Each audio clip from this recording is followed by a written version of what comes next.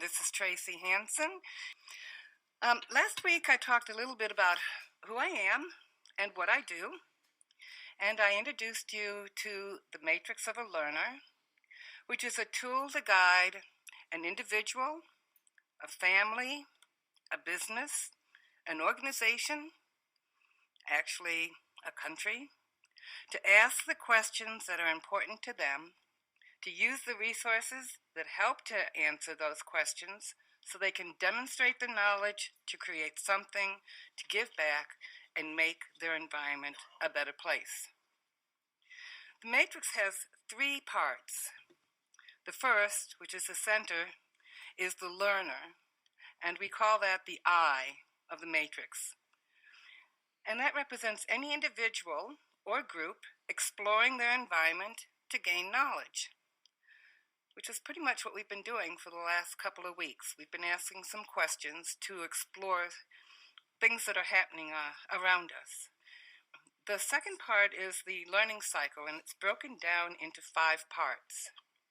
The first part is to explore, or to ask the questions. The second is to learn, to use your resources to find the answers to those questions. The third is to create, or to make something which uses your knowledge in a way that demonstrates that you're capable and able to use that knowledge. The fourth is the give back, which I think is extremely important. And that's taking your knowledge and doing something with that to give it back to either the business that you're working in, the family that you live in, the community that you live in. Give back is a very important piece to what the matrix is all about. And the fifth is mastery.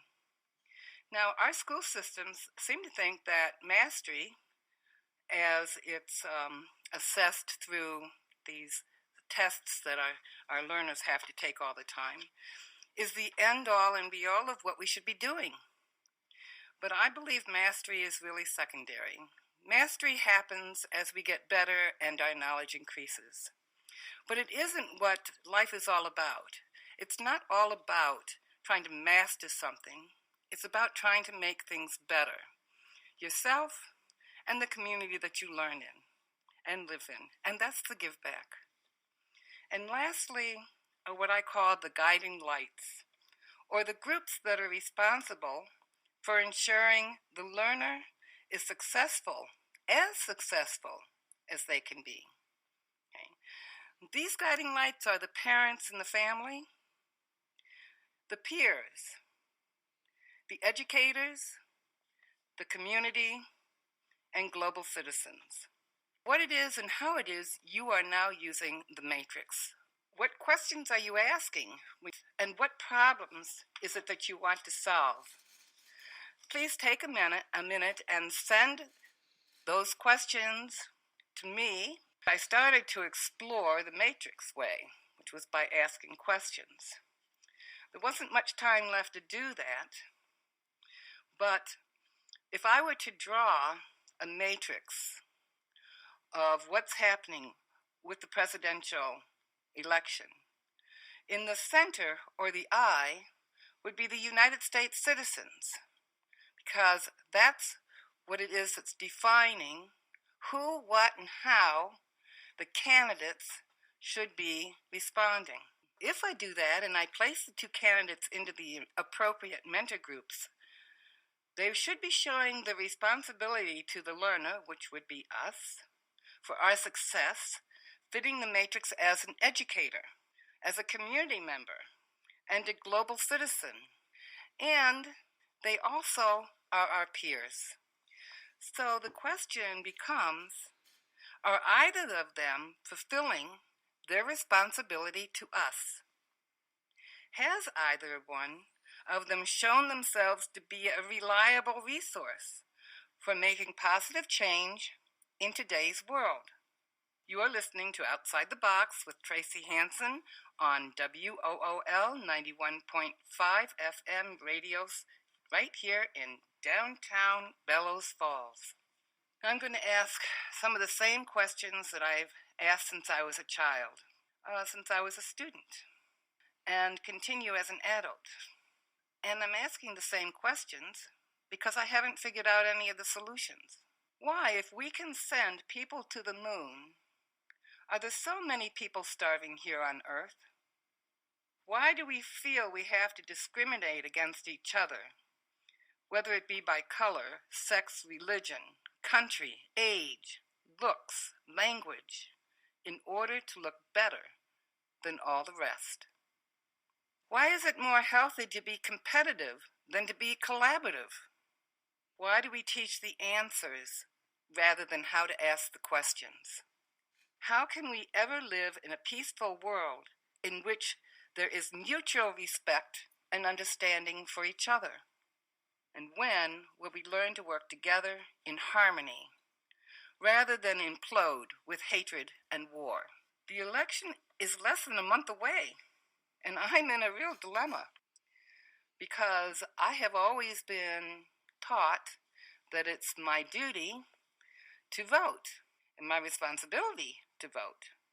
But I'm wondering, am I the only one who can't figure out who to vote for and is pretty much deciding not to vote at all? Because I don't know,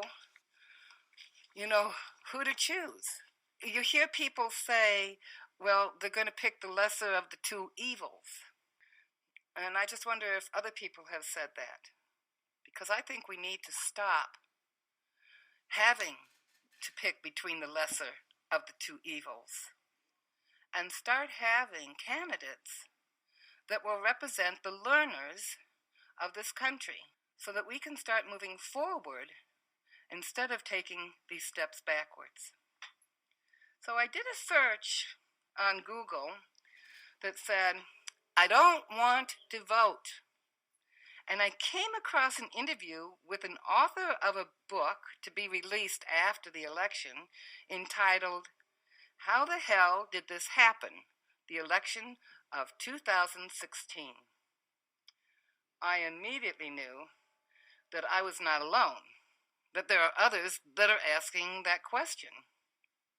And on searching this particular book, I found a video interview of the author when he was at the Cheltenham Literature Festival. So I want to explore that, but before I do, I want to remind you that you are listening to Outside the Box on Wool Radio 91.5 FM here in Bellows Falls, Vermont. So now I want to go back to the interview, and this is done with P.J.